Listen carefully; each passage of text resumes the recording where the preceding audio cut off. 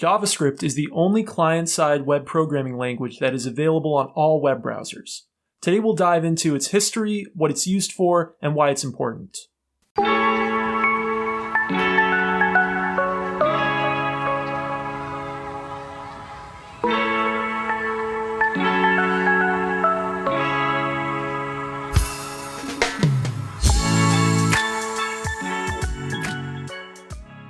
Welcome to Kopek Explains Software, the podcast where we make computing intelligible. This week, Dave, we're talking all about JavaScript.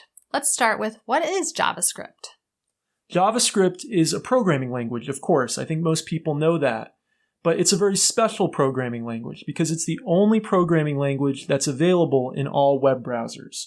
And that means it's the only programming language that we can really use for client-side programming on the web.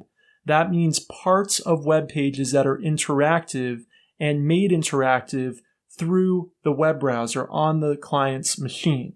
So when you use a web browser, it has built into it an interpreter or just-in-time compiler for the JavaScript programming language. So you're using JavaScript almost all the time when you browse the web. Most websites have some kind of JavaScript to make them interactive. What's the relationship between HTML and JavaScript?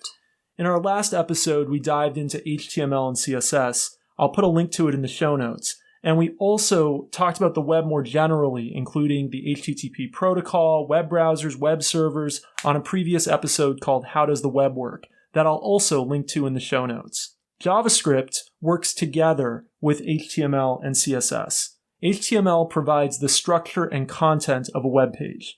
CSS provides the styling, what it looks like, how it's laid out for a web page.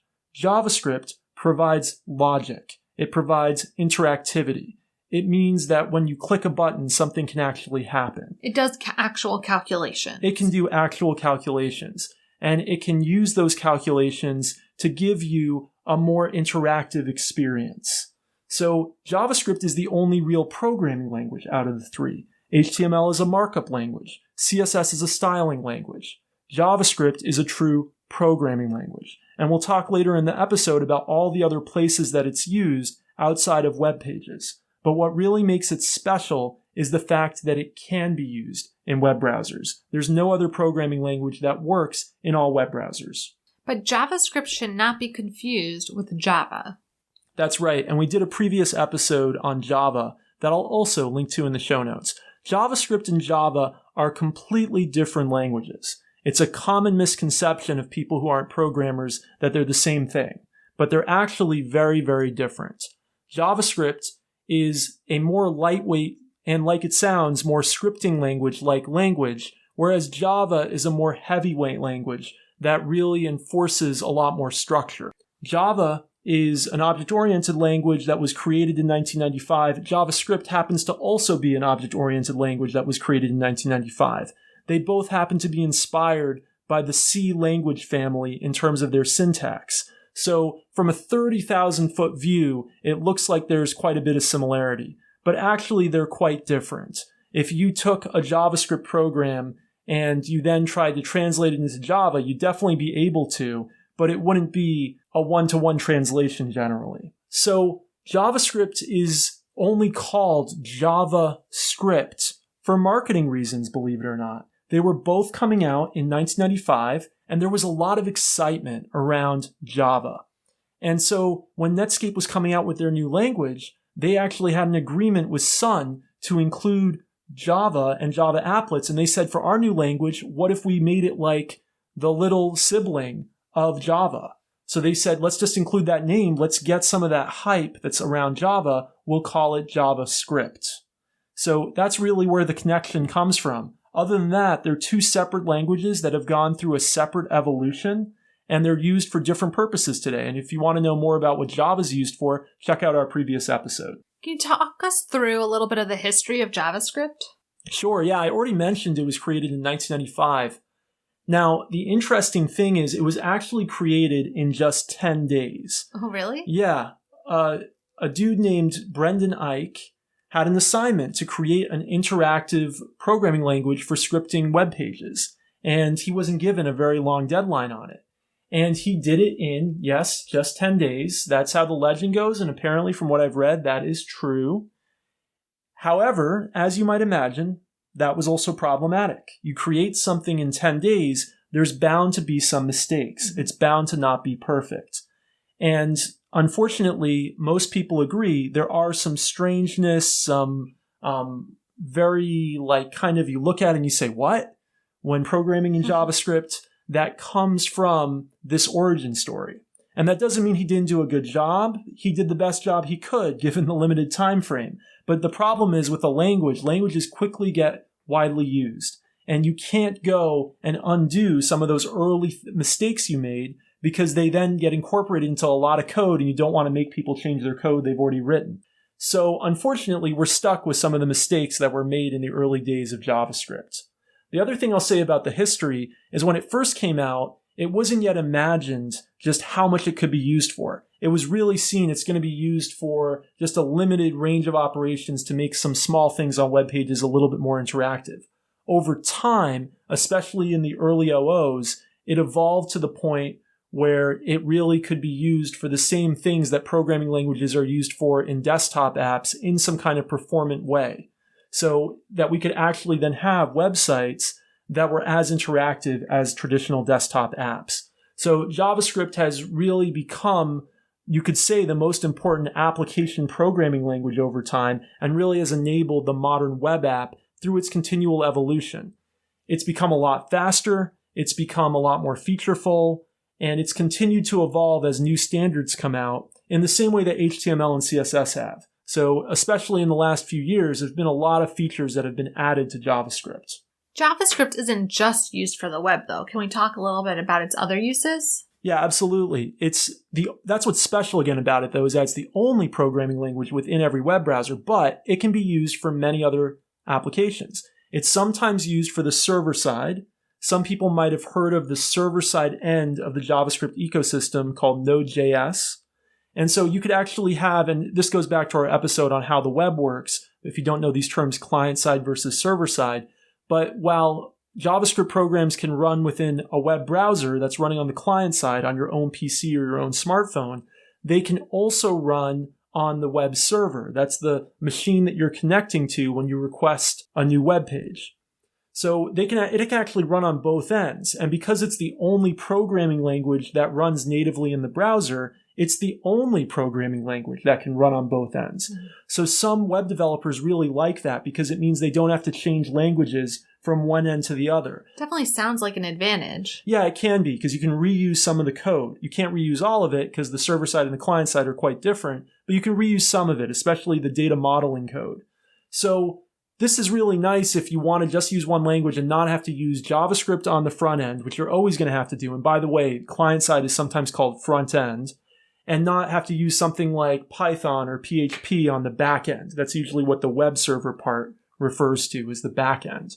And so if you just want to have one language, then it's less for your developers to learn, and there might be some reusability. But there might be reasons that people prefer Python or PHP or Java on the back end instead of JavaScript. So it's not like this is always just an obvious choice, but it's just another area that JavaScript can be used. And yet another area that JavaScript can be used, because people have found ways to use it just about everywhere, are on the desktop application front. And this has really started within the last 5 to 10 years. There's a framework called Electron. And what it does is it basically makes it possible to build desktop apps using web technologies. And so you might be surprised, but some desktop apps like Spotify and Visual Studio Code actually have quite a bit of JavaScript within them.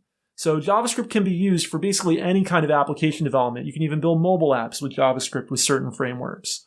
So the only place JavaScript's really not used is for low-level development. And we've done previous episodes on low-level languages like C and C++, but you wouldn't use JavaScript to build an operating system or to build a device driver. But basically any kind of higher-level application development for any platform, there's some way of doing it with JavaScript. But again, what's special about JavaScript is that it's in every web browser. What does JavaScript look like on the page? Yeah, that's a good question. We talked earlier about how HTML and CSS work together with JavaScript. And what you'll often see is you'll see a tag within an HTML document called a script tag. And between an opening script tag and a closing script tag, you actually have a different language. Instead of having more HTML, you have JavaScript.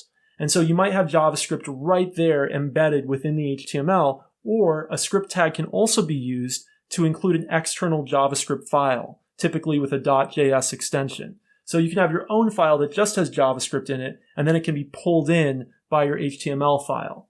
Now, when you say what it looks like, you might also be asking me about what the programming language's syntax looks like. Mm-hmm. And the syntax, like Java, comes from the C family of languages. And so it actually looks pretty reminiscent of C, C++, Java, any of the languages in the C family. Semantically, JavaScript is a functional language, sometimes defined as, and sometimes defined as an object-oriented language. It kind of straddles the two different paradigms. And we talked about those two different paradigms in our previous episode, What is a Programming Language? So I'll link to that in the show notes. Sometimes people really are down on JavaScript, you know? People sometimes are like, wow, it's a terrible language. That sounds harsh. Yeah, it sounds harsh, and there's two real reasons for that. The first reason is that it does have these fundamental flaws that come from its history, come from it being designed so rapidly originally, and then over time kind of just amalgamating features from design by committee, because it is built by a standards committee now, and different web browsers kind of came out with new features for it, and then they ended up getting incorporated in standards and getting through all of them. So it is a bit of, sometimes syntactically, a little bit messy, and even semantically a little bit messy. So that's one criticism of it. The other big reason that it gets criticized is just it happens to be a language that's very accessible, because anyone who learns any web development usually learns a little bit of JavaScript. So people who do some JavaScript programming sometimes don't have that much formal training in software development, or even informal training. They just don't have very much training at all, but they're able to do something in JavaScript. But because they're not super experienced, they're not going to write beautiful code.